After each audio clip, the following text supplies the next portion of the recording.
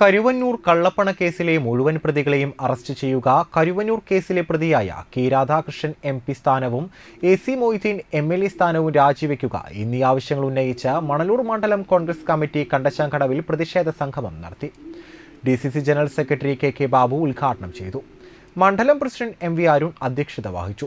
DCC general secretary VG Ashokan മുഖ്യപ്രഭാഷണം നടത്തി.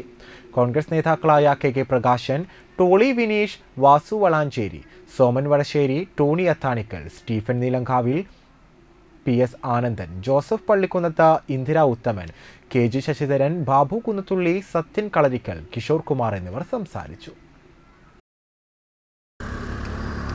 Pension കൊടുക്കാൻ പോലും പണമില്ല ഈ സർക്കാരിൻ്റെ കയ്യിൽ. സമസ്ത മേഖലയിൽ സ്തംഭിച്ചു കഴിഞ്ഞിരിക്കുന്നു. എല്ലാ മേഖലയിലും അനിശ്ചിതമാണ്.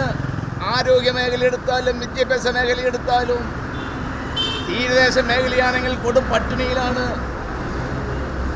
എല്ലാ മേഖലയിലും സമസ്ത വിഭാഗം ജനങ്ങളും ദുരിതത്തിലായിരിക്കുന്നു. പക്ഷേ ആ ധനസ്ഥിതിയുടെ സാമ്പത്തിക പ്രതിസന്ധി ബാധിക്കാത്ത രണ്ട് പാർട്ടികളാണ് ഈ സംസ്ഥാനത്തുള്ളത്.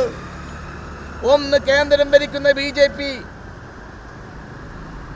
സംസ്ഥാനം ഭരിക്കുന്ന CPM. ഇവർക്ക് ധനസംബന്ധമായി ഒരു പ്രതിസന്ധിയുമില്ല.